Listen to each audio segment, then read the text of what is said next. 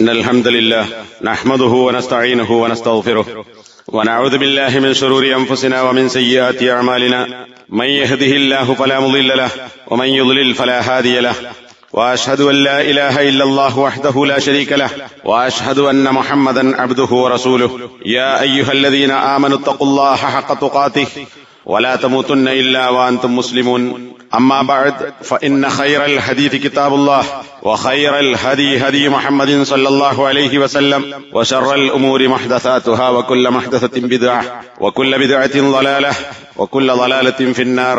സഹോദരന്മാരെ, സത്യവിശ്വാസികൾ, അല്ലാഹു സുബ്ഹാനഹു വ തആല ആദം നബി അലൈഹി സ്വലാത്തു വസ്സലാം മുതൽ ലോകാവസാനം വരെയുള്ള മനുഷ്യർക്ക് ജീവിത രീതികൾ എന്തായിരിക്കണമെന്നും ജീവിത ലക്ഷ്യം എന്താണെന്നും ആ ജീവിത ലക്ഷ്യമാകുന്ന പരലോകം നേടാൻ എന്തൊക്കെ വിശ്വസിക്കുകയും എന്ത് പ്രവർത്തിക്കുകയും ചെയ്യണം എന്ന് ഓരോ കാലഘട്ടങ്ങളിലെ പ്രവാചകന്മാരിലൂടെയും അറിയിച്ചുകൊടുത്ത ആ സംഹിതക്ക് പറയുന്ന പേരാണ് ഇസ്ലാം എന്നത്. അതിന് ആര് കീഴ്പ്പെട്ട് അംഗീകരിച്ച് വിശ്വസിച്ച് ജീവിക്കുന്നുണ്ടോ അവനാണ് മുസ്ലിം. അങ്ങനെ ജീവിക്കുന്നവനാണ് സ്വർഗത്തിന്റെ അവകാശിയായി വരുന്നത്. പ്രവാചകന്മാർ പ്രബോധനം നടത്തുന്ന കാലങ്ങളിൽ ആദം നബിയുടെ കാലമൊഴിച്ചാൽ നൂഹ് നബിയുടെ അല്ലെങ്കിൽ ഇദ്രീസ് നബി അലൈഹിസ്സലാം ആ കാലഘട്ടം മുതൽ മുഹമ്മദ് നബിയുടെ കാലഘട്ടം വരെ ഓരോ കാലഘട്ടങ്ങളിലും പല വിശ്വാസക്കാരായ ആളുകൾ ഉണ്ടായിട്ടുണ്ട്. അള്ളാഹു അല്ലാത്തവരെ ആരാധിക്കുന്നവരും അള്ളാഹു തന്നെ ഇല്ലെന്ന് പറയുന്ന ചെറിയൊരു ന്യൂനപക്ഷവും പരലോകമുണ്ടെന്ന് വിശ്വസിക്കുന്നവരും പരലോകമില്ലെന്ന് വിശ്വസിക്കുന്ന ചെറിയ ഒരു വിഭാഗവും പ്രവാചകന്മാർ പഠിപ്പിക്കുന്ന വിഷയങ്ങളെ അംഗീകരിക്കുന്ന കൂട്ടരും ഇത് രണ്ടിനുമിടക്ക് അകത്തൊന്നും പുറത്തൊന്നുമായി കാപട്യം സ്വീകരിച്ച മറ്റൊരു വിഭാഗവും ഇങ്ങനെയുള്ള ആളുകളൊക്കെ ഇപ്പറഞ്ഞ പ്രവാചകന്മാരുടെ കാലഘട്ടങ്ങളിലെല്ലാം ഉണ്ടായിട്ടുണ്ട്. ഈ ആളുകളെ മുഴുവൻ സത്യപ്പെടുത്തുകയോ ശരിവെക്കുകയോ പ്രവാചകന്മാർ ചെയ്തിട്ടില്ല. അള്ളാഹുവിന്റെ വേദഗ്രന്ഥങ്ങളും അങ്ങനെ പഠിപ്പിച്ചിട്ടില്ല.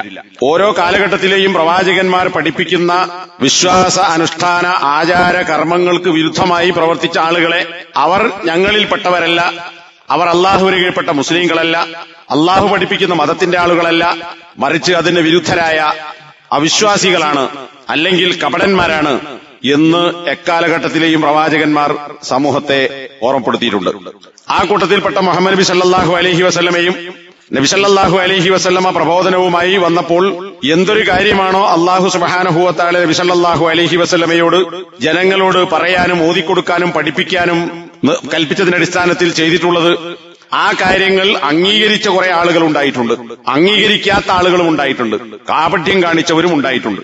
നിങ്ങളെല്ലാം ശരിയാണ് എന്ന് ഖുർആൻ പറഞ്ഞിട്ടില്ല. നബി സല്ലല്ലാഹു അലൈഹി വസല്ലമ എല്ലാവരും പറയുന്നതിന് ശരിയായി നിങ്ങളും മുസ്ലിം ഞാനും മുസ്ലിം, നിങ്ങളും സ്വർഗാവകാശി ഞാനും സ്വർഗാവകാശിയാണ്, നമുക്കൊക്കെ സ്വർഗത്തിൽ കാണാം എന്ന് പഠിപ്പിച്ചിട്ടുമില്ല. എന്ന് പറഞ്ഞാൽ സൃഷ്ടാവായ അള്ളാഹുവിനെ മാത്രമേ ആരാധിക്കാൻ പാടുള്ളൂ എന്ന കൂട്ടരും അള്ളാഹുവിനോടും പ്രാർത്ഥിക്കാം അള്ളാഹു അല്ലാത്തവരോടും പ്രാർത്ഥിക്കാം എന്ന് വിശ്വസിക്കുന്ന മുശ്രിക്കുകളും, അതേപോലെ അള്ളാഹുവും അള്ളാഹുവിന്റെ പുത്രൻ എന്ന് വാദിക്കപ്പെടുന്ന ഈസാ നബിയും പരിശുദ്ധാത്മാവ് എന്ന പേര് നൽകപ്പെട്ട ഖുർആൻ പറഞ്ഞ അർ-റൂഹുൽ അമീൻ എന്ന ജിബ്രീൽ അലൈഹി സ്വലാത്തു വസ്സലാം, ഈ മൂന്നും കൂടിയ ആളുകളാണ് ദൈവം എന്ന് പറയുന്ന ക്രിസ്ത്യാനികളും അക്കാലഘട്ടത്തിലുണ്ട്. മൂസാ നബിയിൽ വിശ്വസിക്കുകയും ഉസൈർ അള്ളാഹുവിന്റെ പുത്രനാണെന്ന് വിശ്വസിക്കുന്ന ജൂതന്മാരും മദീനയിലും യമനിലും ഒക്കെ ഉണ്ടായിട്ടുണ്ട്. ഇതെല്ലാം ശരിയാണെങ്കിൽ പിന്നെ ഇസ്ലാമാണ് ശരി എന്ന് പറയുന്നതിൽ അർത്ഥമില്ല. നബി സല്ലല്ലാഹു അലൈഹി വസല്ലമ അവരോട് നിങ്ങൾ അത് വിട്ട് ഇസ്ലാം ഞാൻ പറയുന്ന കാര്യങ്ങളിലേക്ക് വരികയും അത് വിശ്വസിക്കുകയും ചെയ്യണം എന്ന് പറയുന്നതിലും അർത്ഥമില്ല. അതിൽ നിന്ന് മനസ്സിലാക്കാൻ സാധിക്കുന്നത് ഇസ്ലാം പറയുന്ന കാര്യങ്ങൾ എതിർത്ത ആരൊക്കെയുണ്ടോ അവരൊന്നും മുസ്ലിങ്ങളല്ലെന്നും അവർ സ്വർഗത്തിന്റെ അവകാശികളല്ലെന്നും നബി സല്ലല്ലാഹു അലൈഹി വസല്ലം പഠിപ്പിച്ചു എന്നാണ്. ഖുർആൻ പറയുന്നു ജീവിതത്തിന് ശേഷം മറ്റൊരു ജീവിതമുണ്ട്, അതാണ് യഥാർത്ഥ ജീവിത ലക്ഷ്യം. അത് രക്ഷയും വിചാരണയും രക്ഷയും ശിക്ഷയുമുള്ള സ്വർഗവും നരകവുമുള്ള ഒരു പരലോക വിശ്വാസമാണ്. അവിടെ ആർക്കും ആരെയും രക്ഷപ്പെടുത്താനോ സഹായിക്കാനോ സ്വർഗത്തിലാക്കാനോ നരകത്തിലാക്കാനോ സാധിക്കുകയില്ല അള്ളാഹുവിന്റെ തീരുമാനം അനുസരിച്ചല്ലാതെ. എന്നാൽ മുസ്ലിങ്ങൾ പറയുന്ന അല്ലെങ്കിൽ ഖുർആൻ പഠിപ്പിക്കുന്ന പരലോകം ഇല്ലെന്ന് പറയുന്നവരുണ്ട്. ഇനി പരലോകമുണ്ട്, അത് ഇപ്പറയുന്നത് പോലെയല്ല, വേറെ നിലക്കുള്ള പരലോകമാണ് എന്ന് വിശ്വസിക്കുന്ന മക്കയിലെ മുശ്രിക്കുകൾ, അവർക്കും പരലോക വിശ്വാസമുണ്ട്. അതുകൊണ്ടാണ് ഹൗലായി ശുഫാഉനാ ഇൻദല്ലാഹ്, ഇവർ അള്ളാഹുവിനടുക്കൽ നമ്മളെ അടുപ്പിക്കുന്ന ആളുകളാണ്, ഞങ്ങൾ ആരോട് ഇസ്തിഗാസ നടത്തുന്നുവോ ആ ഔലിയാക്കന്മാർ എന്നവർ പറഞ്ഞത്. ക്രിസ്ത്യാനികളും ജൂതന്മാരും മറ്റൊരു തരത്തിലുള്ള പരലോകത്തെ വിശ്വസിച്ചിരുന്നു. പക്ഷെ ഇസ്ലാം എന്തു പറഞ്ഞു? യഥാർത്ഥ ഈ പരലോക വിശ്വാസം ഇന്നതാണ്. ഇത് വിശ്വസിക്കാത്ത ആളുകൾ മുസ്ലിങ്ങളല്ല, അവർ സ്വർഗത്തിന്റെ അവകാശികളല്ല. ഈസയും മൂസയും അലൈഹിമുസ്സലാം അവർ രണ്ടുപേരും പ്രവാചകന്മാരാണ്. തൗറാത്തും ഇഞ്ചീലും അള്ളാഹുവിന്റെ വേദഗ്രന്ഥങ്ങളാണ്. എന്നാൽ അതോടൊപ്പം അവസാനത്തെ അള്ളാഹുവിന്റെ വേദഗ്രന്ഥമായ അവസാനത്തെ പ്രവാചകനായ എന്നിലൂടെ അയക്കപ്പെട്ടിട്ടുള്ള ഖുർആനിലും വിശ്വസിക്കുമ്പോൾ മാത്രമേ തൗറാത്തും ഇഞ്ചീലും അംഗീകരിച്ച യഥാർത്ഥ ജൂതനും ക്രിസ്ത്യാനിയും ആവുകയുള്ളൂ. അതിന്റെ പൂർത്തീകരണമാണിത്. ഞാൻ അതിനെ സാക്ഷ്യപ്പെടുത്താൻ വന്നവനാണ്. ഈസയും മൂസയും അള്ളാഹുവിന്റെ പ്രവാചകന്മാരാണ്. അവരിൽ വിശ്വസിച്ചതുകൊണ്ട് മാത്രം മുസ്ലിം ആവുകയില്ല. ഞാൻ അവസാനത്തെ പ്രവാചകനാണ്.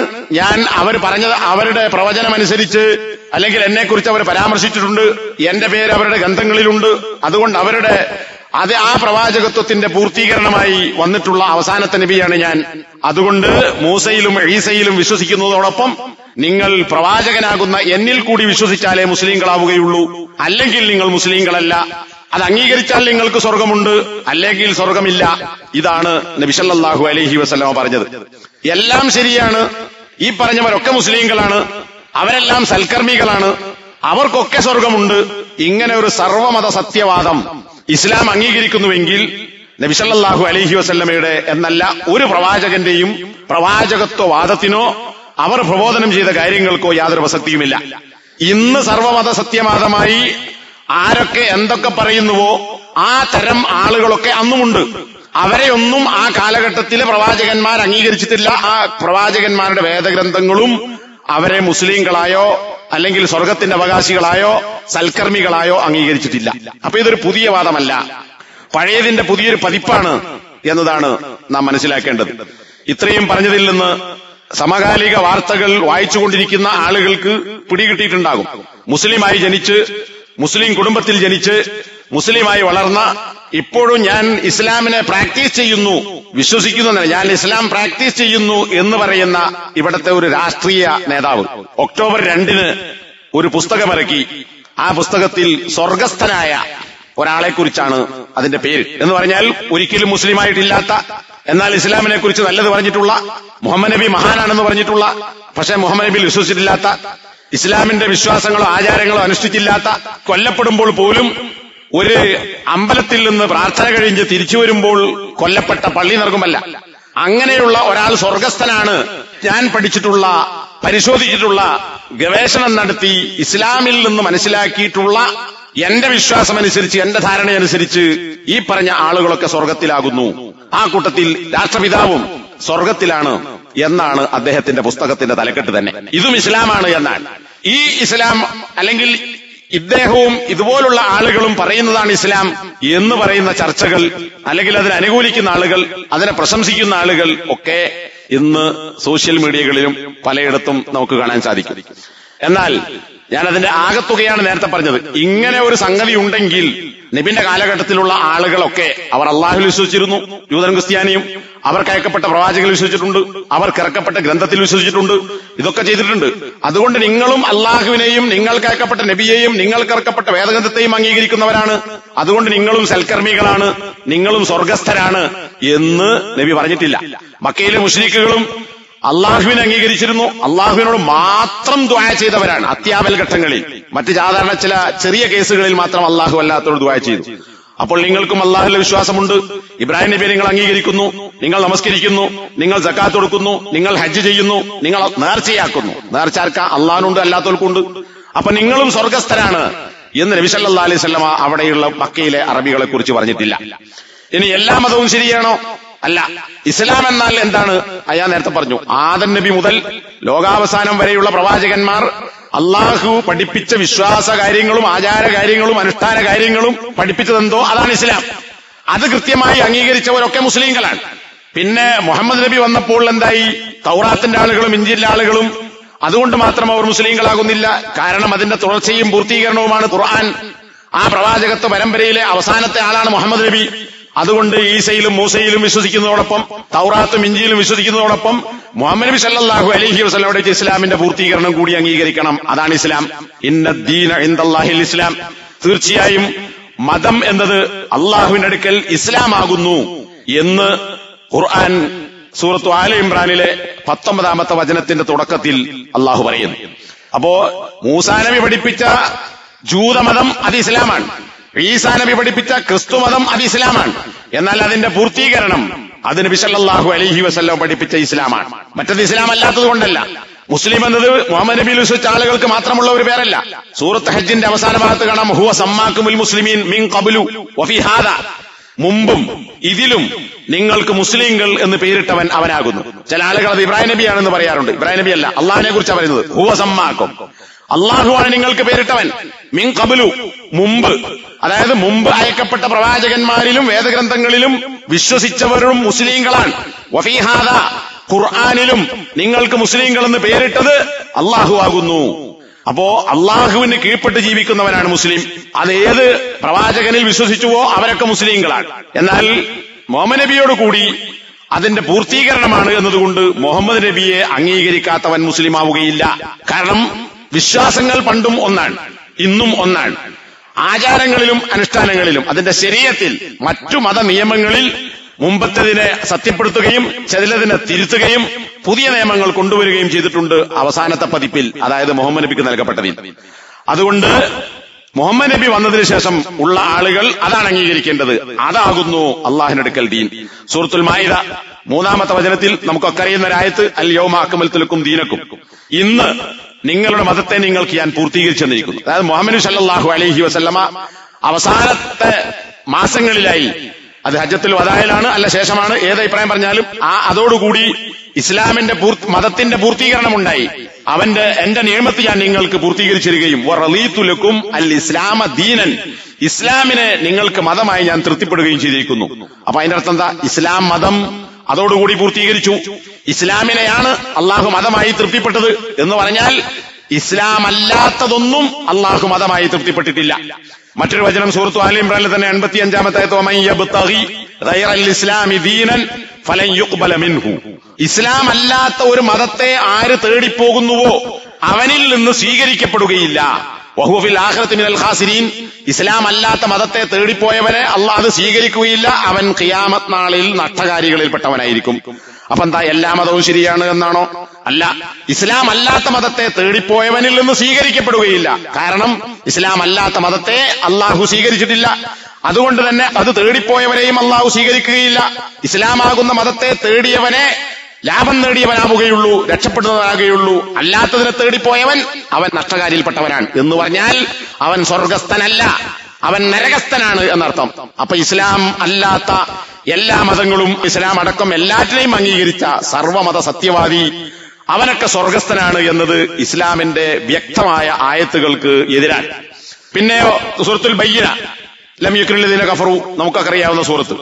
അവിടെ ക്രിസ്തുമതത്തിൽ വിശ്വസിച്ചവൻ അവൻ വിശ്വാസിയാണ്, അതുകൊണ്ട് അവനും സ്വർഗസ്ഥനാണ്.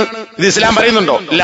ഇന്നല്ലദീന കഫറു മിൻ അഹ്ലിൽ കിതാബ് വൽ മുശ്രിക്കീൻ ഫീ നാരി ജഹന്നം, അഹ്ലി കിതാബ് വേദക്കാരിൽ നിന്ന്, അതായത് ജൂതന്മാരിൽ നിന്നും ക്രിസ്ത്യാനികളിൽ നിന്നും ഉള്ള അവിശ്വസിച്ചവർ, എന്താ പറഞ്ഞത്? അവിശ്വസിച്ചവർ, കാഫറായവർ, വൽ മുശ്രിക്കീന, ഇനി ജൂതനും ക്രിസ്ത്യാനിയും അല്ലാത്ത, അള്ളാഹു അല്ലാത്തവരെ അള്ളാഹുവിൽ പങ്കുചേർത്ത ബഹുദൈവ വിശ്വാസികളായ ആളുകളും ഫീ നാരി ജഹന്നം, അവരൊക്കെ സ്വർഗത്തിലാണെന്നല്ല, അവരൊക്കെ നരകത്തിലാകുന്നു. ഖാലിദീന ഫീഹാ, അവർ അതിൽ ശാശ്വതരാണ്. ഉലൈക ഹും ശർറുൽ ബരിയ, സൃഷ്ടികളിൽ മോശപ്പെട്ടവർ അവർ തന്നെയാകുന്നു. അപ്പൊ അതെന്താണ്? ഇത് സർവമത സത്യവാദമല്ല. ജൂതന്മാരിൽ നിന്നും ക്രിസ്ത്യാനികളിൽ നിന്നും മുശ്രിക്കുകളിൽ നിന്നും ഇസ്ലാമിന് കീഴ്പ്പെടാത്തവർ അവർ കാഫറുകളാണ്, അവർ നരകത്തിലാണ് എന്ന് പച്ചയായി ഖുർആൻ പറഞ്ഞു. പിന്നെ എങ്ങനെയാണ് എല്ലാവരും സ്വർഗത്തിലാണെന്ന് പറയുക? സൂറത്ത് ആലി ഇംറാനിലെ 64-ാമത്തെ ആയത്ത്, ഖുൽ യാ അഹ്ലൽ കിതാബി തആലൂ ഇലാ കലിമത്തിൻ സവായിൻ ബൈനനാ വബൈനക്കും അല്ലാ നഅബുദ ഇല്ലല്ലാഹ് വലാ നുശ്രിക ബിഹി ശൈഅ വലാ യത്തഖിദ ബഅദുനാ ബഅദൻ അർബാബ മിൻ ദൂനില്ലാഹ്.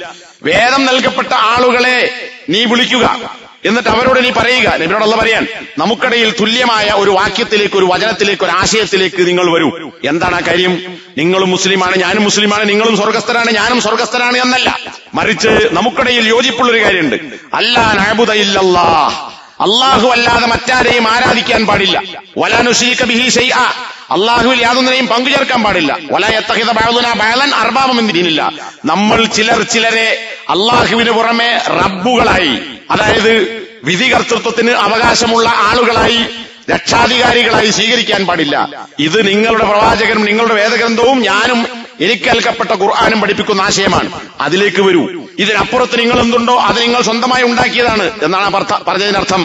അപ്പോ ക്രിസ്ത്യാനിയും സ്വർഗസ്ഥനാണ്, ജൂതനും സ്വർഗസ്ഥനാണെങ്കിൽ എന്തിനാ നിങ്ങൾ ഇതിലേക്ക് വരൂ എന്ന് പറയുന്നത്?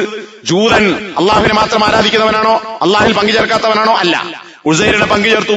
ക്രിസ്ത്യാനി അള്ളാഹുവിനെ മാത്രം ആരാധിക്കുന്നവനല്ല, അവൻ അള്ളാഹുവിൽ ദൈവപുത്രനാക്കി ഈസാ നബിയെയും പരിശുദ്ധാത്മാവിനെയും അങ്ങനെ മൂന്നും കൂടി 1+1+1=1 എന്നൊരു തലതിരിഞ്ഞ തത്വമുണ്ടാക്കി. അപ്പോ അതുപോലെ നിയമമുണ്ടാക്കാനുള്ള അധികാരം അത് അള്ളാഹുവിനല്ല, പോപ്പുമാർക്കും പാതിരിമാർക്കും അച്ഛന്മാർക്കും ഉണ്ട്. അതും ശരിയല്ല. നിങ്ങളുടെ വേദഗ്രന്ഥം അത് പഠിപ്പിച്ചിട്ടില്ല. അതുകൊണ്ട് ഈ ഒരു ശരിയായ വിശ്വാസത്തിലേക്ക് നിങ്ങൾ വരൂ എന്ന് പറഞ്ഞ് ജൂത ക്രിസ്ത്യാനികളെ ഇസ്ലാമിലേക്ക് ക്ഷണിക്കാനാണ് നബിയോട് അള്ളാഹു കൽപ്പിച്ചത്. അതല്ലാതെ നിങ്ങളും വിശ്വാസികളാണ്, ഞങ്ങളും വിശ്വാസികളാണ്, അതുകൊണ്ട് നിങ്ങളും ഞങ്ങളും സ്വർഗസ്ഥരാണ് എന്നല്ല പറഞ്ഞതിനർത്ഥം. സൂറത്തുൽ ബഖറ 277 ആയത്ത്, ഇന്നല്ലദീന ആമനു വഅമിലുസ് സ്വാലിഹാത്തി വഅഖാമുസ് സ്വലാത്ത വആതവു സകാത്ത ലഹും അജ്റുഹും ഇൻദ റബ്ബിഹിം. ആർക്കാണ് സ്വർഗം? എല്ലാവർക്കും സ്വർഗമല്ല. അല്ലദീന ആമനു, വിശ്വസിച്ചവർ. എന്തിൽ വിശ്വസിക്കണം? ഈസാ നബിയിലും മൂസാ നബിയിലും വിശ്വസിച്ചതുപോലെ മുഹമ്മദ് നബിയിൽ വിശ്വസിക്കണം. അതുപോലെ തന്നെ തൗറാത്തിലും ഇഞ്ചിയിലും വിശ്വസിച്ചതുപോലെ മുഹമ്മദ് നബി കേൾക്കപ്പെട്ട ഖുർആനിൽ വിശ്വസിക്കണം. അങ്ങനെ വിശ്വസിക്കുകയും വഅമിലുസ് സ്വാലിഹാത്തി, അമലു സ്വാലിഹാത്ത് എന്ന് പറഞ്ഞാൽ സൽക്കർമ്മം എന്ന് പറയുമ്പോ അവനവന് തോന്നിയതൊക്കെ ചെയ്യുക എന്നതല്ല സൽക്കർമ്മം. ഇസ്ലാം പഠിപ്പിക്കുന്ന പരലോകത്ത് മോക്ഷം കിട്ടുന്ന സൽക്കർമ്മം എന്ന് പറയുന്നത് നമ്മുടെ ബുദ്ധിയിൽ ഉദിച്ചതല്ല, ബുദ്ധിക്കെതിരാണെങ്കിലും അള്ളാഹുവും പ്രവാചകനും പഠിപ്പിച്ച ശരിയായ മതം പഠിപ്പിച്ച കർമ്മങ്ങളെന്തോ ആ കർമ്മം ചെയ്യുന്നവൻ അത് എങ്ങനെ ചെയ്യണം? വിശ്വാസമനുസരിച്ച് ചെയ്യണം. വിശ്വസിക്കുകയും പ്രവർത്തിക്കുകയും. അള്ളാഹു ഇല്ല എന്ന് പറയുന്നവൻ, അള്ളാഹുവിൽ പങ്കുചേർക്കുന്നവൻ, അവനും നല്ല കാര്യങ്ങൾ ചെയ്യുന്നുണ്ട്, അത് ദുനിയാവിൽ നല്ലതാണ്. അള്ളാഹുവിന്റെ അടുക്കൽ അമലു സാലിഹല്ല. മുസ്ലിങ്ങൾ ചെയ്യുന്നതിനേക്കാൾ നല്ല നല്ല പ്രവർത്തനങ്ങൾ ഇവിടെ ചെയ്യുന്ന ഒരുപാട് മനുഷ്യന്മാരുണ്ട്. കോടികൾ ധർമ്മം ചെയ്യുന്നവരുണ്ട്, ഭക്ഷണം വിതരണം ചെയ്യുന്നവരുണ്ട്, വീടുണ്ടാക്കി കൊടുക്കുന്നവരുണ്ട്, ഏക്കർ കണക്കിന് ഭൂമി കൊടുക്കുന്നവരുണ്ട്, നല്ല നല്ല പ്രവർത്തനങ്ങൾ ചെയ്യുന്നു. പക്ഷേ ഇത് അള്ളാഹു തന്നതാണ്, അള്ളാഹു എന്നെ ഏൽപ്പിച്ചതാണ്, അള്ളാഹു കൽപ്പിച്ചതാണ്, അള്ളാഹിനടുക്കൽ പ്രതിഫലം കിട്ടുമെന്ന വിശ്വാസം അവൻ ഇല്ലാത്തത് കൊണ്ട് തന്നെ, ആ നീയത്തും വിശ്വാസവും ഇല്ലാത്തത് കൊണ്ട് അവന്റേതൊരു പ്രവർത്തനമാണ്, പക്ഷേ സ്വാലിഹായ പ്രവർത്തനമല്ല, പരലോകത്ത് ഉപകാരം കിട്ടുന്ന പ്രവർത്തനമല്ല. അപ്പൊ വെറും പ്രവൃത്തിയല്ല, വിശ്വാസമനുസരിച്ച് പ്രവർത്തിക്കുക, അതാണ് അമലു സ്വാലിഹ്. ഇത് രണ്ടും കൂടി ചേരുമ്പോഴാണ് മുസ്ലിം ആകുന്നത്. പിന്നെയോ അതനുസരിച്ച് ഉണ്ടാകേണ്ട കാര്യങ്ങൾ ഖുർആൻ എടുത്തു പറഞ്ഞു. അത് നമസ്കാരം നിലനിർത്തുക, സക്കാത്ത് കൊടുക്കുക. അവർക്ക് അവരുടെ റബ്ബിന്റെ അടുക്കൽ അതിനുള്ള പ്രതിഫലമുണ്ട്. അവർ ദുഃഖിക്കുകയോ സങ്കടപ്പെടുകയോ ചെയ്യേണ്ടി വരികയില്ല. അപ്പോ എല്ലാ ആളുകളെ കുറിച്ചല്ല, നല്ലതാണെന്ന് മനുഷ്യൻ വിചാരിക്കുന്ന കാര്യങ്ങൾ ചെയ്യുന്നവരെ കുറിച്ചല്ല, വിശ്വാസത്തിന്റെ അടിസ്ഥാനത്തിൽ പ്രവർത്തിക്കുന്ന ആളുകൾക്കാണ് പ്രതിഫലമുണ്ട് എന്ന് പറയുന്നത്. ഇനി മൂസാ നബിയിലും ഈസാ നബിയിലും അള്ളാഹുവിലും അവർക്ക് നൽകപ്പെട്ട ഗ്രന്ഥത്തിലും വിശ്വസിച്ചാൽ മതിയോ? പോരാ, മുഹമ്മദ് നബിയിൽ വിശ്വസിക്കണം. ഈ സർവമത സത്യവാദ പ്രകാരം ഈ പറയുന്ന ആരെക്കുറിച്ചാണോ സ്വർഗസ്ഥനായ ആൾ എന്ന് പുസ്തകം എഴുതിയത്, ആ ആൾ നബിയെക്കുറിച്ച് പറഞ്ഞിട്ടുണ്ട്, നല്ലത് പറഞ്ഞിട്ടുണ്ട്. എന്നാൽ മുഹമ്മദ് നബിയിൽ വിശ്വസിച്ചിട്ടില്ല. വല്ലദീന ആമനു വഅമിലു സ്വാലിഹാത്തി വആമനു ബിമാ നുസ്സില അലാ മുഹമ്മദിൻ വഹുവൽ ഹഖ്. എന്താ പറഞ്ഞത്? വിശ്വസിക്കുകയും സൽക്കർമ്മങ്ങൾ അനുഷ്ഠിക്കുകയും ചെയ്യുന്ന ആരിൽ? മുഹമ്മദ് നബിക്ക് അവതരിപ്പിക്കപ്പെട്ടതിൽ വിശ്വസിക്കണം, സൽക്കർമ്മം പ്രവർത്തിക്കണം. അതിൽ മാത്രം മതിയാക്കിയില്ല, മുഹമ്മദിന് അവതരിപ്പിക്കപ്പെട്ടതിൽ വിശ്വസിക്കുക. അപ്പൊ മുഹമ്മദ് നബിയിൽ അവതരിപ്പിക്കപ്പെട്ടതിൽ വിശ്വസിക്കുന്നതിന് ഖുർആൻ അള്ളാഹുവിന്റെ ഗ്രന്ഥമാണെന്ന് അംഗീകരിക്കണം. ഖുർആൻ അള്ളാഹുവിന്റെ ഗ്രന്ഥമാണ് അംഗീകരിക്കണമെങ്കിൽ ആ ഖുർആൻ കൊണ്ടുവന്ന നൽകപ്പെട്ട മുഹമ്മദ് എന്ന് പറയുന്ന മക്കയിലെ മനുഷ്യൻ അള്ളാഹുവിന്റെ പ്രവാചകൻ കൂടിയാണ് എന്ന് വിശ്വസിക്കണം. വഹുവൽ ഹഖ്ഖു മിർ റബ്ബിഹിം, ഖുർആൻ അവരുടെ റബ്ബിൽ നിന്നുള്ള ഹക്കാകുന്നു എന്നും വിശ്വസിക്കണം.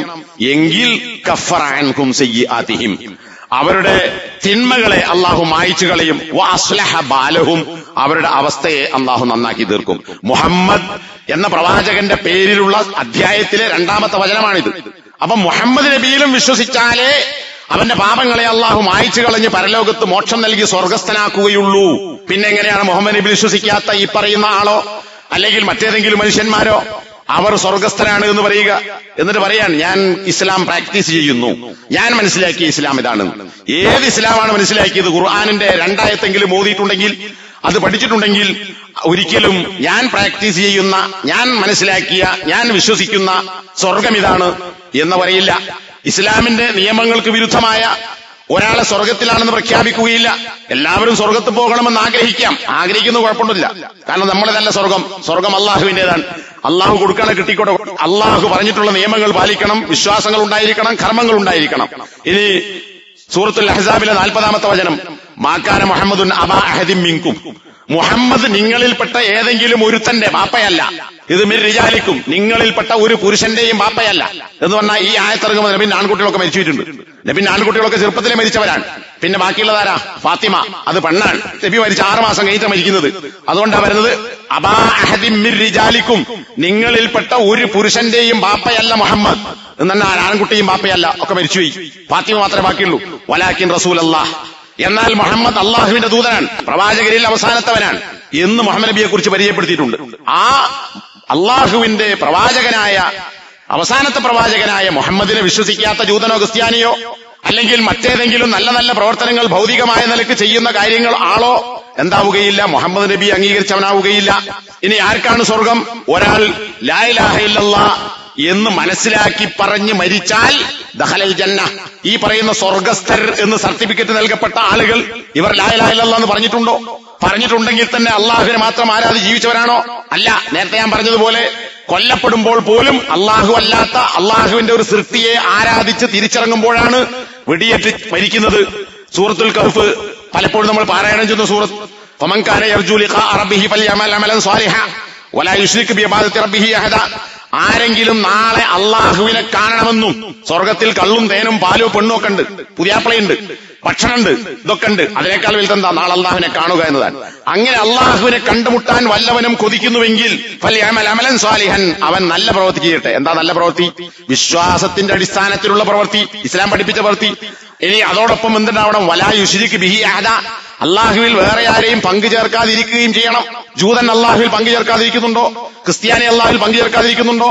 ഇനി മുസ്ലിങ്ങൾ എന്ന് പറയുന്ന ആളുകൾ തന്നെ ബഹുഭൂരിഭാഗം അള്ളാഹുവിന്റെ റുബൂബിയത്ത് അംഗീകരിക്കുകയും ഉലൂഹിയത്ത് അംഗീകരിക്കുകയും ചെയ്യുന്നുണ്ടോ? റുബൂബിയത്ത് അംഗീകരിക്കുന്നു, ഉലൂഹിയത്ത് അംഗീകരിക്കാത്തവരാണ്. എന്ന് പറഞ്ഞാൽ അള്ളാഹുവാണ് റബ്ബെന്ന് പറയുന്നു, സൃഷ്ടാവ് അള്ളാഹുവാണെന്ന് പറയുന്നു. ആരാധന ദുആ അള്ളാഹ്ക്ക് മാത്രം എന്ന് വിശ്വസിക്കുന്നവരല്ല മുസ്ലിം എന്ന് പറയപ്പെടുന്നവരിൽ ഭൂരിഭാഗവും. അപ്പൊ ഇതൊന്നുമില്ലാത്ത ആളുകൾക്ക് എന്തുണ്ടാവില്ല? സ്വർഗമുണ്ടാവുകയില്ല. അപ്പൊ അവിടെ സർവ്വമത സത്യവാദം എന്ന ഒന്നില്ല. ഇത് ഖുർആൻ തന്നെ പറയുന്നു. ഇനി അള്ളാഹുവിൽ വിശ്വസിക്കുകയും പോരാ, മുഹമ്മദ് അള്ളാഹുവിന്റെ പ്രവാചകനാണെന്ന് വിശ്വസിക്കുകയും ചെയ്താൽ അവന് നരകം നിഷിദ്ധമാകുന്നു. നരകത്ത് പോവില്ല, പോയാലും രക്ഷപ്പെടും. അപ്പൊ നരകം നിഷിദ്ധമാണ്. അപ്പൊ അതിന്റെ അർത്ഥം എന്താ? ഇത് വിശ്വസിക്കാത്തൊരുത്തൻ, അള്ളാഹു മാത്രമാണ് ആരാധ്യനെന്നും മുഹമ്മദ് അള്ളാഹുവിന്റെ പ്രവാചകനാണെന്നും വിശ്വസിക്കാത്തവന് സ്വർഗമുണ്ടാവുകയില്ല, അവൻ നരകത്തിലേക്കാണ് പോവുക. ഇന്നഹു മൻ യുശ്രിക് ബില്ലാഹ് ഫഖദ് ഹറമ അല്ലാഹു അലൈഹിൽ ജന്ന, ആര് അള്ളാഹുവിൽ പങ്കുചേർത്തുവോ അവന്റെ മേൽ അള്ളാഹു സ്വർഗത്തെ ഹറാമാക്കിയിരിക്കുന്നു. അപ്പൊ അള്ളാഹുവിൽ പങ്കുചേർത്ത ഒരുത്തനും ഏകദൈവ വിശ്വാസിയല്ലാത്ത ഒരുത്തനും സ്വർഗത്തിൽ പോവുകയില്ല. പിന്നെ അവൻ എങ്ങോട്ടാ പോവുക? വമാഹുന്നാർ വമാ ലിൽസാലിമീന മിൻ അൻസാർ, അവന്റെ സങ്കേതം നരകമാകുന്നു. അവർക്ക് യാതൊരു അക്രമികൾക്ക് ഒരു രക്ഷകരും ഉണ്ടാവുകയില്ല. അപ്പൊ നോക്കൂ, ഏകദൈവ വിശ്വാസം, തൗഹീദ് അംഗീകരിക്കാത്ത എന്ന് പറഞ്ഞാൽ അള്ളാഹുവിനെ ആരാധിക്കുക എന്നതല്ല തൗഹീദ്. അത് നേരത്തെ നമ്മൾ പറഞ്ഞിട്ടുണ്ട്. അള്ളാഹുവിനെ മാത്രം ആരാധിക്കുക എന്നതാണ് തൗഹീദ്, അതാണ് ഇസ്ലാം. അത് അംഗീകരിക്കാത്തവർക്ക് സ്വർഗമില്ല, അവർക്ക് അനിവാര്യമായത് നരകമാകുന്നു. പിന്നെ എങ്ങനെയാണ് ഈ വിശ്വസിക്കുന്ന ഇപ്പറയുന്ന ആളുകളൊക്കെ, അത് ഗാന്ധി ആയാലും AKG ആയാലും തെരേസയായാലും ഇതൊക്കെ പറയപ്പെട്ട പേരുകളാണ്. ഈ ആളുകളൊന്നും ഇല്ലാത്തൊരു സ്വർഗം എനിക്ക് വേണ്ട എന്നാണ്. അങ്ങനെയുള്ള സ്വർഗം, അങ്ങനെയുള്ളവരുടെ സ്വർഗമാണ് ഞാൻ ആഗ്രഹിക്കുന്നത് എന്നാണ്. ഇതൊക്കെ പലരും കേരളത്തിൽ പറഞ്ഞിട്ടുണ്ട്, മാപ്പിളപ്പേരുള്ള പലരും, ഒരാളൊന്നല്ല. അപ്പോ ഇപ്പറഞ്ഞ തൗഹീദില്ലാത്ത ശിർക്ക് ചെയ്യുന്ന, ഇസ്ലാം വഴങ്ങുന്ന മതത്തെ അംഗീകരിക്കാത്ത, എല്ലാറ്റിലും ശരിയുണ്ട് എന്ന് വിശ്വസിക്കുന്ന ആളുകൾക്ക് സ്വർഗമേ ഇല്ല, അവർക്ക് നരകം മാത്രമാണുള്ളത് എന്ന് ഖുർആൻ പറയുമ്പോൾ ഇവരെയൊക്കെ സ്വർഗത്തിൽ കടത്താൻ ആരാണ് ഇത്തരം എഴുതുന്നവർക്കും പറയുന്നവർക്കും സർട്ടിഫിക്കറ്റ് കൊടുത്തത്? പിന്നെ എങ്ങനെയാണ് ഞാൻ പ്രാക്ടീസ് ചെയ്യുന്ന മനസ്സിലാക്കി ഇസ്ലാമാണ് ഇതാണ് എന്ന് പറയാൻ സാധിക്കുക? ഇസ്ലാമിന് തീർത്തും എതിരായ, പ്രവാചകന്മാർ പഠിപ്പിച്ചതിന് വിരുദ്ധമായ, പ്രമാണങ്ങളുടെ യാതൊരു വെളിച്ചവുമില്ലാത്ത കാര്യങ്ങളാണ്.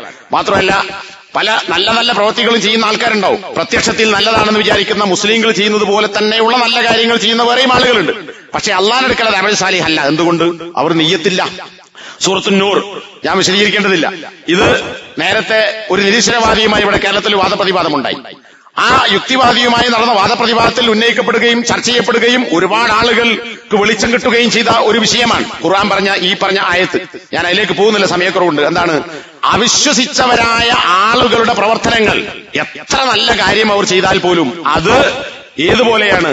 കോൺക്രീറ്റിന്റെ മുകളിലോ റോട്ടിലോ ടാറിട്ടിടത്തോ മണൽ പരപ്പിലോ ഒക്കെ കാണുന്ന മരീചിക വെള്ളമാണെന്ന് വിചാരിക്കുന്നവരെ പോലെയാണ്.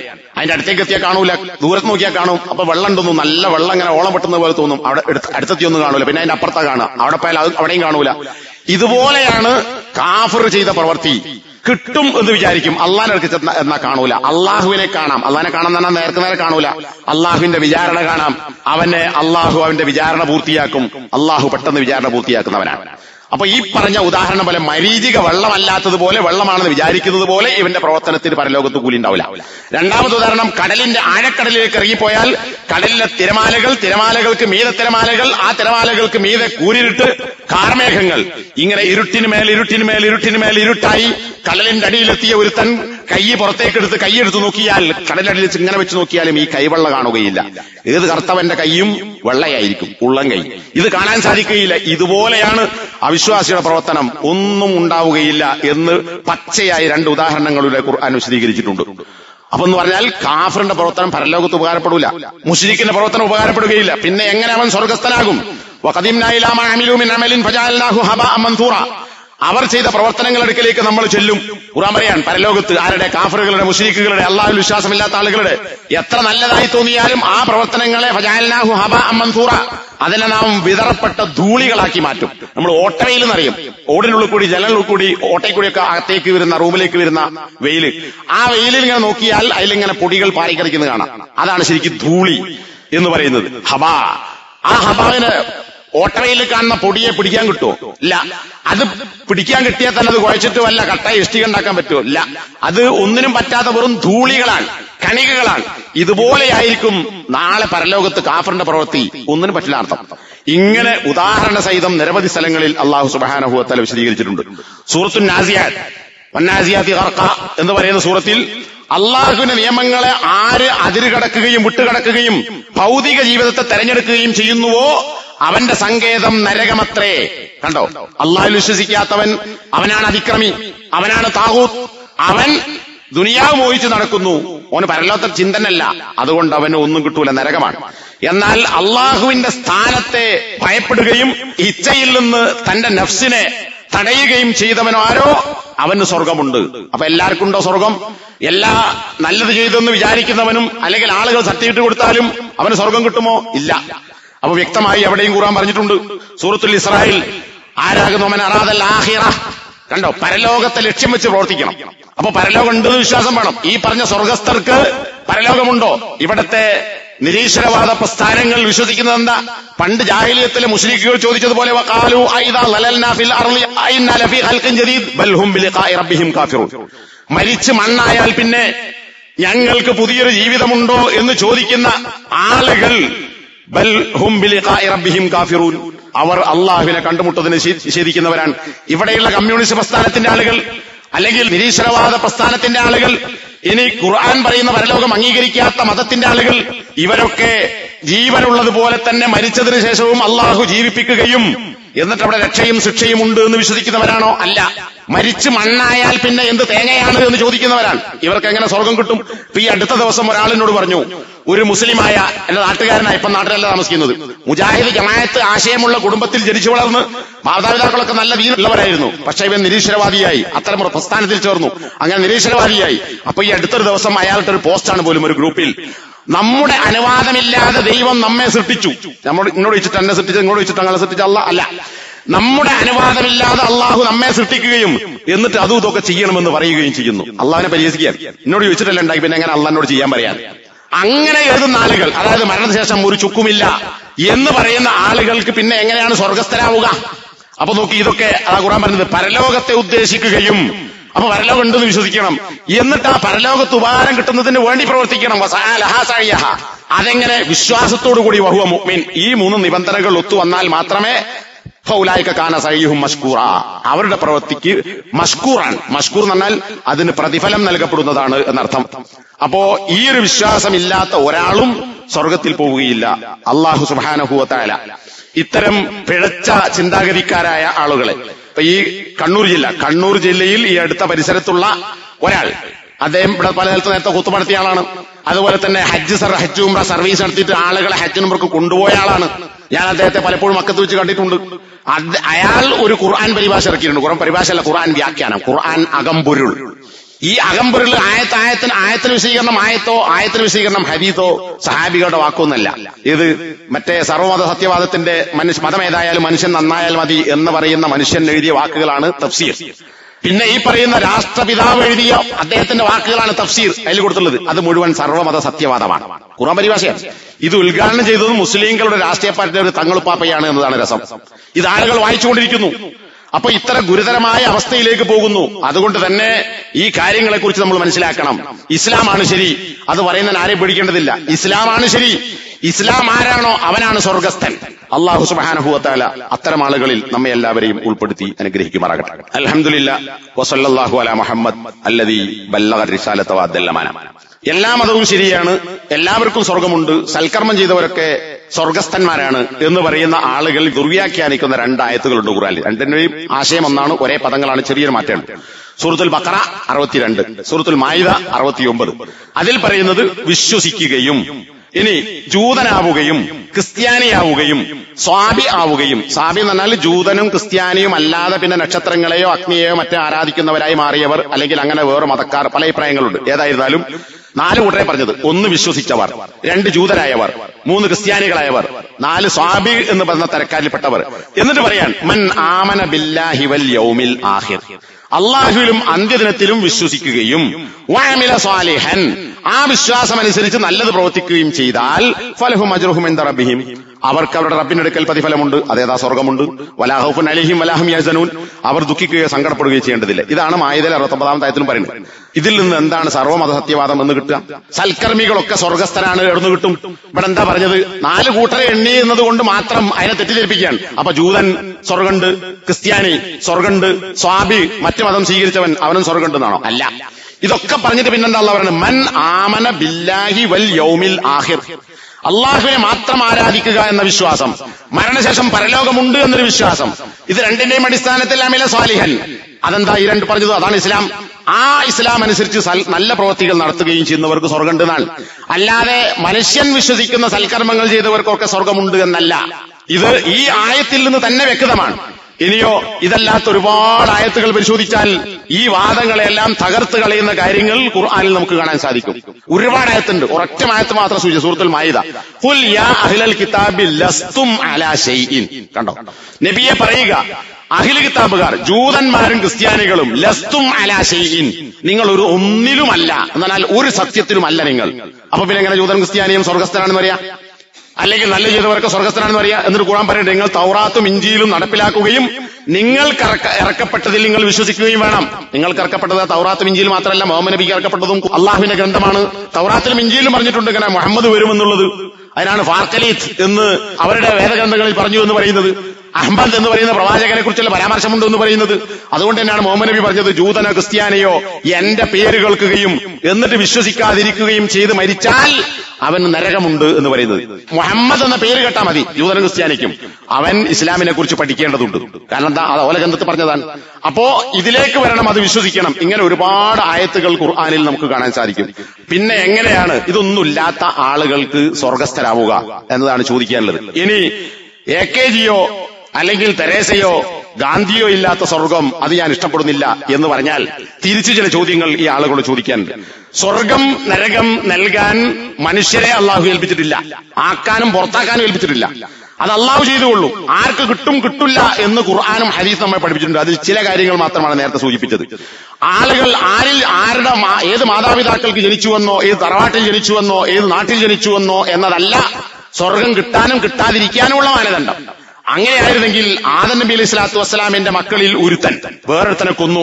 ആ ആളെ കുറിച്ച് ഖുർആൻ എന്താ പറഞ്ഞത്? ഫഅസ്ബഹ മിനൽ ഖാസിരീൻ, അവൻ നഷ്ടക്കാരിൽപ്പെട്ടവനാണെന്ന് മാത്രമല്ല, നബി സല്ലല്ലാഹു അലൈഹി വസല്ലം ഹദീസ് പറഞ്ഞു, തന്റെ സഹോദരനെ കൊന്ന ആദമിന്റെ മക്കളിൽ കൊലയാളിയായ മനുഷ്യൻ ലോകാവസാനം വരെ നടക്കുന്ന കൊലപാതകത്തിന്റെ കിഫ്ല്, അതിന് തുല്യമായ ശിക്ഷ അവന് കിട്ടിക്കൊണ്ടിരിക്കുന്നതാണ്. ഈ ഒന്നാമത്തെ വ്യക്തിക്ക് അങ്ങനെ ഒരു കൊലപാതകം എന്ന നടപടി, ഒരു തെറ്റ് ലോകത്ത് ആദ്യമായി നടപ്പിലാക്കിയത് കൊണ്ട് ലോകത്ത് നടക്കുന്ന എല്ലാ കൊലപാതകങ്ങളുടെയും തുല്യമായ ഒരു ശിക്ഷ ആദ്യത്തെ ആ നടപടി ഉണ്ടാക്കിയ ആദമിന്റെ പുത്രൻ ഉണ്ട് താൻ. അപ്പൊ ആദമിന്റെ മകനായി എന്നതുകൊണ്ട് ആദമിന്റെ പുത്രൻ സ്വർഗത്തിൽ പോയോ? ഇല്ല. ആ നബിയുടെ ആദ്യപിതാവിന്റെ മകൻ സ്വർഗത്തിലില്ലെങ്കിൽ എനിക്ക് ആ സ്വർഗം വേണ്ട എന്ന് പറയാൻ പറ്റും. നൂഹ് നബിയുടെ മകൻ മുക്കിക്കൊല്ലപ്പെട്ടു.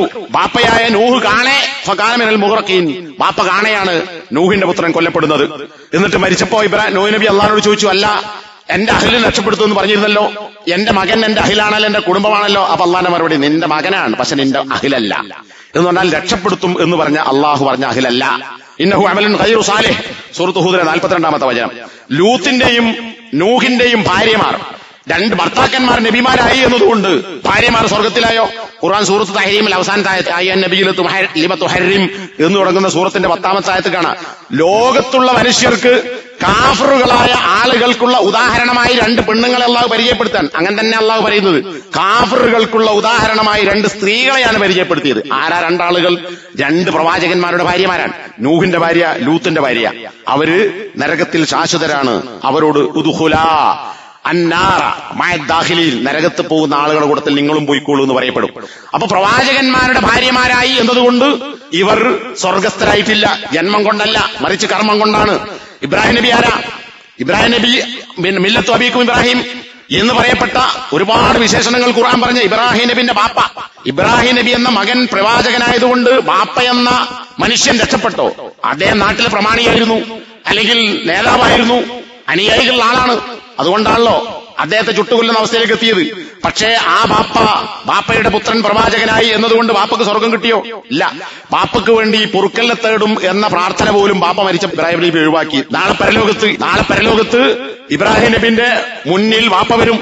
ബാപ്പന്റെ മുഖത്ത് പൊടി പുരണ്ട് കരിവാളിച്ച അവസ്ഥയിലായിരിക്കും ബാപ്പന്റെ മുഖം. ബാപ്പയോട് ഇബ്രാഹിം നബി പറയും, അല്ലയോ ബാപ്പ, എന്നെ ധിക്കരിക്കരുത്, അനുസരണക്കേട് കാണിക്കരുത് എന്ന് നിങ്ങളോട് ഞാൻ പറഞ്ഞിരുന്നല്ലോ ദുനിയാവിൽ. അപ്പൊ ബാപ്പന്റെ മറുപടി, ഇന്ന് ഞാൻ മോനെ നിന്നെ ധിക്കരിക്കൂല, നീ പറഞ്ഞൊക്കെ ഞാൻ കേട്ടോളാം. ഇവിടെ പറഞ്ഞു കേട്ടില്ല, അള്ളാനെ മാത്രം ആരാധിക്കാൻ പാടുള്ളൂ എന്ന് പറഞ്ഞു കേട്ടില്ല. എന്നാൽ ഇപ്പൊ നീ പറഞ്ഞാൽ ഞാൻ അംഗീകരിക്കാം. എന്താ പരലോകത്ത് പറയാൻ? അപ്പൊ ഇബ്രാഹിം നബി അള്ളാനോട് പറയാണ്, യാ റബ്ബി ഇന്നക വഅതനി അല്ലാ തുഖ്സിയനി യൗമ തുബഅസൂൻ, ഉയർത്തെഴുന്നേൽപ്പ് നാളിൽ എന്നെ ദുഃഖിപ്പിക്കുകയില്ല എന്ന് നീ എന്നോട് വാഗ്ദാനം ചെയ്തിരുന്നല്ലോ. അള്ളാനോട് പറയാൻ, എന്റെ ബാപ്പയിതാ, ഈ സ്വർഗത്തിൽ നിന്ന് അകറ്റപ്പെട്ടവനായ എന്റെ ബാപ്പയേക്കാൾ വലിയ നിന്ദ്യത എന്താണ് എനിക്കുള്ളത്? അതുകൊണ്ട് അള്ളാഹുവെ, എന്റെ ബാപ്പ അവിടെ കിടക്കുന്നു, എന്റെ ഈ പൊന്നാര ബാപ്പയെ ഒന്ന് സ്വർഗത്തിലാക്കി എന്നെ മാനക്കെടുത്ത് രക്ഷപ്പെടുത്തണം എന്നാ പറഞ്ഞതിന്റെ അവസ്ഥ. അപ്പോ അള്ള വിചാരിച്ചോ, ഇബ്രാഹിമെ നിന്റെ ബാപ്പയും സ്വർഗസ്ഥനാണ് പറഞ്ഞോ? ഇല്ല. മറിച്ച് പറയണ എന്താ? ഇബ്രാഹിം നബിന്റെ സ്വർഗം കാഫറുകൾക്ക് ഞാൻ ഹറാമാക്കിയിട്ടുണ്ട് എന്നാണ്. കാഫർ നരകത്തിലെത്തൂല. അള്ളാഹു ഇല്ലെന്നോ, ഇനി അള്ളാഹു ഉണ്ടെങ്കിൽ തന്നെ അള്ളാഹുവിന് പങ്കാളികളുണ്ടെന്നോ എന്ന് വിശ്വസിക്കുന്ന, പരലോകത്തിൽ വിശ്വസിക്കാത്ത, നബിയിൽ വിശ്വസിക്കാത്ത, ഖുർആനിൽ വിശ്വസിക്കാത്തവൻ കാഫറാൻ. അവന്റെ സ്വർഗം ഞാൻ ഹറാമാക്കിയിരിക്കുന്നു. അതുകൊണ്ട് ഇബ്രാഹിമെ താഴത്തെ നോക്കിക്കോ. താഴോട്ട് നോക്കി. ഇബ്രാഹിമിന്റെ കാലിന്റെ അടുക്കൽ ഒരു ചളി പുരണ്ട, രക്തം പുരണ്ട അവസ്ഥയിൽ ഒരു കഴുതപ്പുലിയുടെ രൂപത്തിൽ ഒരു കോലം കാണുന്നു. അതിന്റെ കൈകാലുകൾ കൂട്ടിപ്പിടിച്ച് നരകത്തിലേക്ക് എറിയപ്പെടുന്നു. അതാരാ? ഇബ്രാഹിം നബിന്റെ ബാപ്പ ആസറാൻ. ഇതാണ് പ്രവാചകനായ നമ്മുടെ ആദർശപിതാവായി പരിചയപ്പെടുത്തിയ ഇബ്രാഹിമിന്റെ ബാപ്പന്റെ സ്ഥിതി. അപ്പോ മകൻ നന്നായതുകൊണ്ട് വാപ്പ രക്ഷപ്പെട്ടോ? മകൻ നന്നായതുകൊണ്ട് വാപ്പ സ്വർഗസ്ഥനായോ? അപ്പൊ ഇബ്രാഹിമിന്റെ വാപ്പല്ലാത്ത സ്വർഗം എനിക്ക് വേണ്ട എന്ന് പറയാൻ പറ്റൂ? ഇനി പോട്ടെ, മുഹമ്മദ് നബി ആരാ? ഒരാൾ നബിയിലേക്ക് വന്ന് ചോദിച്ചു, എന്റെ വാപ്പ. ഒരാൾ വന്ന് ചോദിക്കാൻ, നബി പറഞ്ഞത് എന്റെ വാപ്പ നരകത്തിലാണ്. നബിന്റെ അഭിപ്രായം പറഞ്ഞതാ? അല്ല, അള്ളാന്റെ വഹി അനുസരിച്ച് പറയുന്നതാണ്. അപ്പൊ അയാൾ തിരിച്ചു പോകാൻ. തിരിച്ചു പോകുമ്പോൾ അയാൾ സ്വാഭാവികമായും ബാപ്പ നരകത്തിലാണെന്നാണ് ആർക്കും വിഷമം ഉണ്ടാവും. അപ്പൊ നബി അയാളെ തിരിച്ചു വിളിച്ചിട്ട് നബി പറഞ്ഞു, ഇന്ന അബി വാബാക്ക പിന്നാ, നീ ബേജാറണ്ട, എന്റെ വാപ്പയും നിന്റെ വാപ്പയും നരകത്തിലാണ്. എന്റെ വാപ്പ നരകത്തിലാകുമ്പോൾ എനിക്ക് വിഷമമുണ്ടോ? നിന്റെ വാപ്പയെന്ന് ആരാ പറഞ്ഞത്? മുഹമ്മദ് നബിന്റെ ബാപ്പനെ കുറിച്ചാണ് പറഞ്ഞത്. മുഹമ്മദ് നബിന്റെ ബാപ്പ നബി ജനിക്കുന്നതിന് മുമ്പേ വാപ്പ മരിച്ചിട്ടുണ്ട്. നിന്റെ മകൻ നബിയാകും എന്നൊരു ബോധം പോലും, ഒരു സ്വപ്നം പോലും വാപ്പ കണ്ടിട്ടില്ല. മുഹമ്മദ് നബിന്റെ ദഅവത്ത് എന്താന്ന് വാപ്പക്ക് മനസ്സിലായിട്ടില്ല, കേട്ടിട്ടില്ല. നബിയാകുമെന്ന വിചാരമല്ല, പ്രതീക്ഷയല്ല, സ്വപ്നവും ആഗ്രഹവുമില്ല. ആ ബാപ്പ നരകത്തിലാണ് നബി പറഞ്ഞു. അപ്പൊ മുഹമ്മദ് നബിന്റെ ബാപ്പല്ലാത്ത സ്വർഗം എനിക്ക് വേണ്ട. പറ്റുമോ? ഇനി മുഹമ്മദ് നബിന്റെ ഉമ്മ പ്രസവിച്ച് 6 വർഷം കഴിഞ്ഞോ മരിച്ചുപോയി. എന്റെ മകൻ നബിയാകും എന്ന് നമുക്കറിയില്ല. നബിന്റെ ദൈവത്തിന് നബി ഉമ്മനെ കിട്ടിയിട്ടില്ല. അങ്ങനെ ഒരു യാത്ര കഴിഞ്ഞ് മക്കയിൽ തിരിച്ചു വരുമ്പോ അബവ എന്ന് പറയുന്ന ഉമ്മ മരണപ്പെട്ട സ്ഥലത്തെത്തിയപ്പോ ഉമ്മക്ക് വേണ്ടി പ്രാർത്ഥിക്കാൻ അനുവാദം ചോദിച്ചു. അള്ള പറഞ്ഞു പറ്റൂല, ഉമ്മ മുശ്രിക്കാണ്, അതുകൊണ്ട് നീ അള്ളാഹുവിന്റെ പ്രവാചകനാണ്, മഹാശ്രേഷ്ഠനാണ്, സൃഷ്ടികളിൽ ശ്രേഷ്ഠനാണ്, ശരിയാണ്. പക്ഷേ നിന്റെ ഉമ്മ സ്വർഗസ്ഥയല്ല, നിന്റെ ഉമ്മയായി എന്നതുകൊണ്ട് സ്വർഗം കിട്ടൂല. അതുകൊണ്ട് ഉമ്മയുടെ പാപം പൊറുക്കണമെന്ന് പ്രാർത്ഥിക്കാൻ അവകാശമില്ല. അപ്പൊ നബി പറഞ്ഞു, എന്നാ അള്ളാഹ് ഞാനൊന്ന് ഖബർ പോയി കണ്ടോട്ടെ. അത് പോയി കണ്ടോ എന്ന് പറഞ്ഞു. അന്ന് മുതലാണ്, നേരത്തെ മൊത്തം ഖബർ സന്ദർശനം ഹറാമായിരുന്നു, ഇത് മുതൽ ഇനി ഖബർ നിങ്ങളും സന്ദർശിച്ചോളൂ എന്ന് അനുവാദം നൽകപ്പെട്ടു എന്നാണ്. അപ്പൊ ആദ്യകാലത്ത് ഖബർ സന്ദർശനം പാടുണ്ടായിരുന്നില്ല, അനുവദിക്കപ്പെട്ടത് ഈ സംഭവത്തിന് ശേഷമാണ്. ഇനി നബിന്റെ മൂത്താപ്പ അബൂതാലിബിനെ പോലെ മുസ്ലിക്കായ ഒരു മനുഷ്യൻ നബിയെ സഹായിച്ച ഒരാളെ വേറെ കാണിക്കാൻ പറ്റും? ഇനി മക്ക കാലഘട്ടത്തിൽ മുസ്ലിങ്ങളിൽ പോലും നബിയെ അത്ര സഹായിച്ച സംരക്ഷണം കൊടുത്ത വേറൊരു കാഫിറില്ല, മുസ്ലിക്കില്ല, ഒരു മനുഷ്യനില്ല. ആ അബൂതാലിബ്, അങ്ങനെയുള്ള മൂത്താപ്പ നബിയെ സഹായിച്ചു എന്നതുകൊണ്ട് ഇപ്പറയുന്ന പ്രകാരം അയാൾ പിന്നെ സൽക്കർമ്മിയാണ്, അമൽസാലി ചെയ്ത ആളാണ്. അതുകൊണ്ട് അബൂതാലിബ് സ്വർഗസ്ഥനാണ്. ഈ ഗാന്ധി സ്വർഗസ്ഥനാണെങ്കിൽ, തെരേസ സ്വർഗസ്ഥനാണെങ്കിൽ, AKG സ്വർഗസ്ഥനാണെങ്കിൽ അബൂതാലിബല്ല ഏറ്റവും വലിയ യോഗ്യൻ. പക്ഷേ എന്താ പറഞ്ഞത്? ഒരു വാചകം കാണാം, നബിനോട് തന്നെ നബിന്റെ മൂത്താപ്പ, വേറൊരു മൂത്താപ്പ അബ്ബാസ് ചോദിക്കുകയാണ്, അല്ല നിന്റെ മൂത്താപ്പണ്ടല്ലോ, ആര് നിന്നെ സംരക്ഷിച്ച ആ സംരക്ഷിച്ചവനായ മൂത്താപ്പക്ക് എന്താണ് നിനക്ക് ചെയ്തു കൊടുക്കാൻ പറ്റിയത്? കാന യഹൂതുക യഗ്ളബുലക, നിനക്ക് വേണ്ടി കോപിക്കുകയും, എന്നാൽ മുശ്രിക്കുകളോട് കോപിച്ചു. എന്തിന്റെ വിഷയത്തിൽ? നബിയെ ദ്രോഹിച്ചതിന്റെ പേരിൽ. നിനക്ക് വേണ്ടി കോപിച്ച, നിനക്ക് വലയം സൃഷ്ടിച്ച, സംരക്ഷണം നൽകിയ നിന്റെ മൂത്താപ്പക്ക് എന്ത് ചെയ്തു കൊടുക്കാൻ പറ്റി, എന്താ ചെയ്യാൻ പറ്റുക എന്ന് വേറൊരു മൂത്താപ്പയാകുന്ന അബ്ബാസ് നബിയോട് ചോദിക്കുകയാണ്. അപ്പൊ നബി പറയാൻ, എന്റെ മൂത്താപ്പ ആ അബൂതാലിബ് ഉണ്ടല്ലോ, നരകത്തിന്റെ നടുവിലായിരുന്നു, നടുവിൽ നിന്ന് നരകത്തിന്റെ വക്കിലേക്ക് എത്തി. അതെന്തുകൊണ്ടാ? നബിക്ക് ചെയ്ത സഹായത്തിന്റെ പേരിൽ കിട്ടിയത് നബിന്റെ ശഫായത്തിന്റെ ഭാഗമാണ് എന്ന് പറയുന്നുണ്ട്. പക്ഷെ അതുകൊണ്ട് രക്ഷപ്പെടുവോ? ഇല്ല. നരകത്തിന്റെ വക്കിലുള്ള ശിക്ഷ എന്താ? അതാണ് നരകത്തിൽ കിട്ടുന്ന ഏറ്റവും നിസ്സാരമായ ശിക്ഷ. 2 ചെരുപ്പ് അബൂതാലിബിന് കൊടുക്കും. ആ 2 ചെരുപ്പ് ധരിച്ചാൽ തലച്ചോറ് തളക്കും. ഇതാണ് നരകത്തിലെ ഏറ്റവും ചെറിയ ശിക്ഷ. ഇമാം ബുഖാരിയും മുസ്ലിമൊക്കെ ഉദ്ധരിച്ച ഹദീസാണ്. ഏറ്റവും ചെറിയ ശിക്ഷ 2 ചെരുപ്പണിഞ്ഞാൽ, കാരണം പക്കത്ത് കരയിലാ നിൽക്കണത്, കരയിൽ നിന്നാൽ പോലും 2 ചെരുപ്പിട്ടുകൊണ്ട് തലച്ചോറ് തളക്കും. ഇതാണ് ചെറിയ ശിക്ഷ. ഇതാണ് മൂത്താപ്പ കിട്ടിയത്. നോക്കൂ, അങ്ങനെ സ്വർഗസ്ഥനാവുമെങ്കിൽ അബൂതാലിബ് സ്വർഗത്തിലാകേണ്ടിയിരുന്നു. അതുകൊണ്ട് തന്നെ സഹോദരന്മാരെ, ഈ പറഞ്ഞ കാര്യങ്ങളൊക്കെ ഒരൊറ്റൊന്നുകൂടി പറഞ്ഞ് അവസാനിപ്പിക്കാം. ഇബ്നു ജുദ്ആൻ എന്ന് പറയുന്ന ജാഹിലിയത്തിൽ മനുഷ്യനുണ്ടായിരുന്നു. അയാളെക്കുറിച്ച് ആയിഷ റളിയല്ലാഹു അൻഹ നബിന്റെ ഭാര്യ നബിയോട് ചോദിക്കാൻ, ഇബ്നു ജുദ്ആൻ ജാഹിലിയത്തിൽ രക്തബന്ധം പുലർത്തുന്നവൻ, നല്ല കുടുംബം പുലർത്തുന്ന ആളാണ്, സാധുക്കൾക്ക് ഭക്ഷണം കൊടുക്കുന്ന ആളാണ്. ഇത് നല്ല പ്രവൃത്തിയാണല്ലോ. നല്ല കുടുംബബന്ധം പുലർത്തി ജീവിക്കുക, ആളുകൾക്കൊക്കെ ഭക്ഷണം വിളമ്പി കൊടുക്കുക, തിന്നാൻ കൊടുക്കുക, ഇത് നല്ല പ്രവൃത്തിയാണ്. ഈ പ്രവൃത്തി ഇബ്നു ജുദ്ആന് ഉപകാരപ്പെടുമോ എന്ന് നബിനോട് ആയിഷ റളിയല്ലാഹു അൻഹ ചോദിക്കാൻ. അപ്പൊ നബിന്റെ മറുപടി എന്താ? ഇപ്പൊ ഈ ചങ്ങായി എഴുതിയ മാതിരിയാണെങ്കിൽ എന്ത് പറയണം?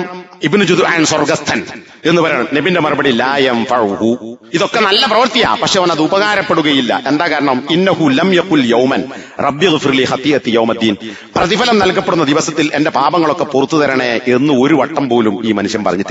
എന്നാണ് എന്താ? അവൻ വിശ്വാസിയല്ല, മുസ്ലിം ആയിട്ടില്ല, പക്ഷെ ചെയ്തത് നല്ല പണിയാണ്, പക്ഷെ പരലോകത്ത് കൂലി കിട്ടൂല. അത് നേരത്തെ പറഞ്ഞ മരീചിക പോലെ സമുദ്രത്തിനടിയിൽ കൈപൊക്കിയതുപോലെയാണ് എന്നർത്ഥം. ഇത് മുസ്ലിം ഉദ്ധരിച്ച ഹദീസാണ്. അപ്പോ ഇതൊന്നും സ്വർഗസ്ഥനാവുകയില്ല. സ്വർഗസ്ഥൻ ആരാണ്? മുസ്ലിം മാത്രമാകുന്നു. ഇത് നമ്മൾ മനസ്സിലാക്കുക, അതനുസരിച്ച് ജീവിക്കുക. അങ്ങനെ ജീവിച്ചാൽ നമുക്ക് സ്വർഗം കിട്ടും. പേര് മാപ്പിളയായതുകൊണ്ടോ, മുസ്ലിം തറവാട്ടിൽ ജനിച്ചവനായതുകൊണ്ടോ, അതുപോലെ തന്നെ ജാതി ചേർക്കുന്ന